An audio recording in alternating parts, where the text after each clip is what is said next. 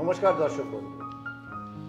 SK আবির মানে অনেক কিছু, সেলিব্রিটি দুনিয়া থেকে আরম্ভ করে আমাদের সাধারণ যে জীবন সবটা নিয়েই কিন্তু এই আবিদ ভাই। আবিদ ভাই আজকে বহু মানুষের জীবনে কিন্তু একটা সঠিক পথ দেখিয়েছেন, যিনি এইভাবে আমাদের জীবনের সঠিক পথ দেখিয়েছেন। ওনাকে আমাদের প্রত্যেকের তরফ থেকে, আপনাদের তরফ থেকে, অনুষ্ঠানের তরফ থেকে স্বাগত জানিয়ে শুরু করব একটি সুন্দর অনুষ্ঠান। নমস্কার। নমস্কার। নমস্কার দর্শক।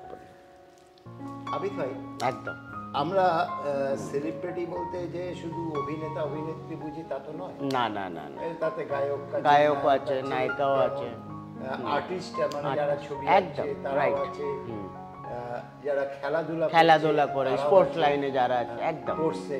হ্যাঁ, তা এই স্পোর্টসের জায়গায় যদি আমি যাই, হ্যাঁ, তাহলে একটা নাম আসে মোহাম্মদ সামি। একদম। এই যে মোহাম্মদ সামি একদিনে ইন্ডিয়া টিমে না, একদমই নয়। আমি আগেই বলেছিলাম, লড়াই করে একদম রাইট, একদম।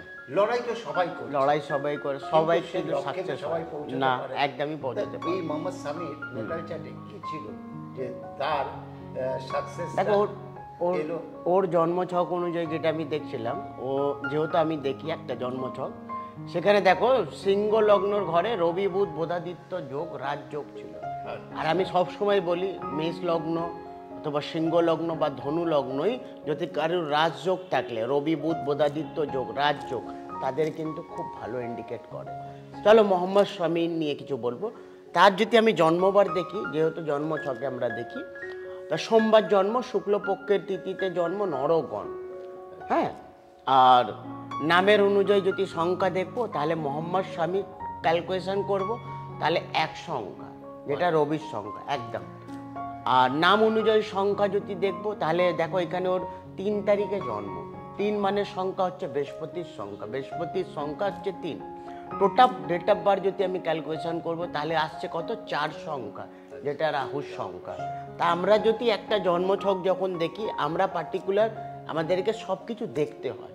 নামের সংখ্যা একটা হয়, একটা ডেট অফ বার্থের টোটাল সংখ্যা হয়, এবং আমরা সব থেকে বেশি গুরুত্ব দিই যাকে হচ্ছে লগ্নকে। তার লগ্ন বিষ লগ্ন আর মকর রাশি। বিষ লগ্ন মানে শুক্র। তা এই 9খানা প্ল্যানেটের মধ্যে সব থেকে বেশি শিক্ষিত, সব থেকে বেশি ট্যালেন্টেড, সেটা হচ্ছে শুক্র। শুক্রকে আমরা শুক্রাচার্য বলি। যেমন বৃহস্পতিকে আমরা দেবগুরু বলি, শুক্রকে আমরা দৈত্যগুরু বলি। তো শুক্র থেকে আমাদের রূপ, যৌবন, কলা আমরা শুক্র থেকে পাই।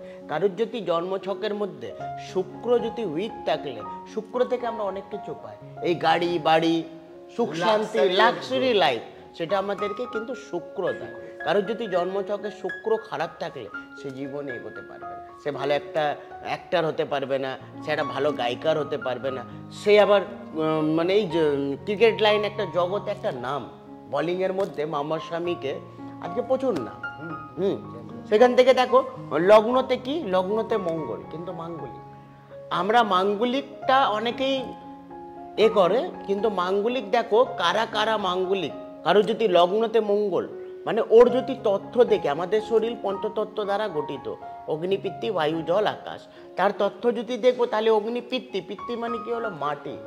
মাটি মানে পিতৃতত্ত্ব, তারা প্রচণ্ড ইমোশনাল হয়, তারা চট করে মানুষকে বিশ্বাস করে ফেলে।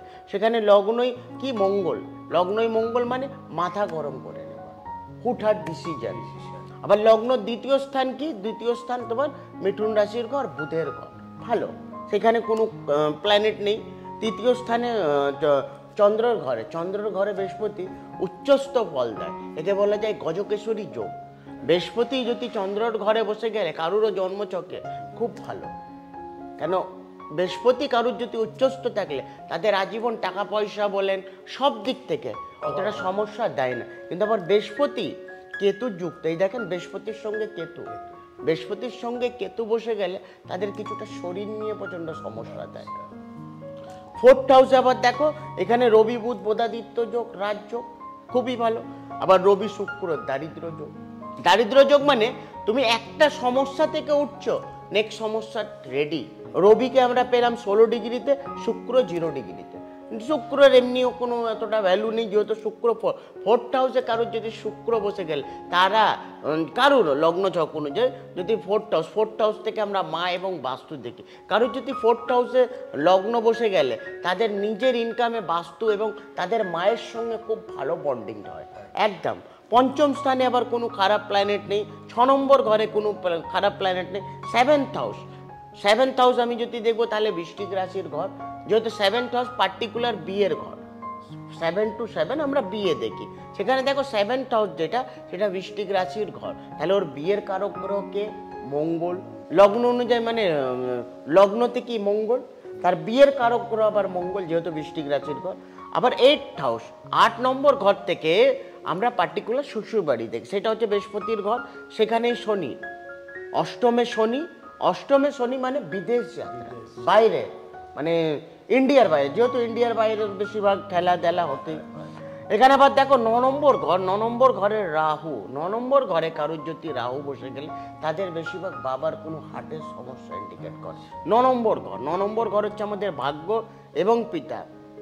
9 নম্বর ঘরে আবার চন্দ্র রাহুর গ্রহণযোগ, এই গ্রহণযোগে মানুষ একটু উগ্র হয়ে যায়, একটু ডিপ্রেশনের মধ্যে চলে আসে, ডিসিশন ভুলবার নিয়ে নেয়, আমরা পার্টিকুলার দেখি।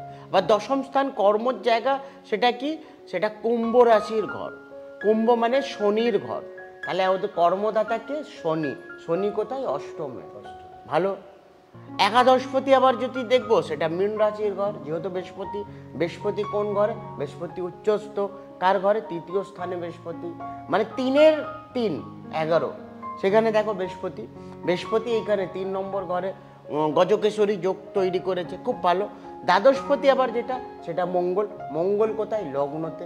মঙ্গল কারোর যদি লগ্নতে বসে থাকলে তাদের হুটহাট মাথা গরম হয়। আর ওর ম্যান যে দশা মোহাম্মদ শামির যদি আমি এখন যে দশা, সেটা 2019 থেকেই তোমার বৃহস্পতির দশা, যেটা 2019 থেকে 2035 অবধি বৃহস্পতির দশা। অন্তর্দশায় যেটা দেখবো সেটা বুধ, সেটা 2024 থেকে 26 অবধি। আর প্রত্যন্ত দশাও কিন্তু বুধ, যে এই বছরটা থাকবে। তাহলে পার্টিকুলার আমাদেরকে, আর শুক্রর একটা সংখ্যা, শুক্রর সংখ্যায় আমরা কি পাই? 6 সংখ্যা পাই, 15 সংখ্যা এবং 24 সংখ্যা। এর ছক অনুযায়ী যদি আমি দেখি, এর 3খানা প্ল্যানেট, রাজ্য কারক গ্রহ প্ল্যানেট, কি প্ল্যানেট? শনি, শুক্র, বুধ। এই প্ল্যানেট অনুযায়ী আমরা লগ্ন অনুযায়ী আমরা পার্টিকুলার এইগুলো দেখি। ঠিক এইরকম একইভাবে আপনি একটু দেখুন তো, আপনার সন্তানকে হয়তো খেলা শেখাচ্ছেন বা কিছু শিখছে, সে একটা ভালো জায়গায় পৌঁছতে পারবে কিনা, তার ন্যাটাল চার্টটা এখনই বিচার করানোর প্রয়োজন আছে।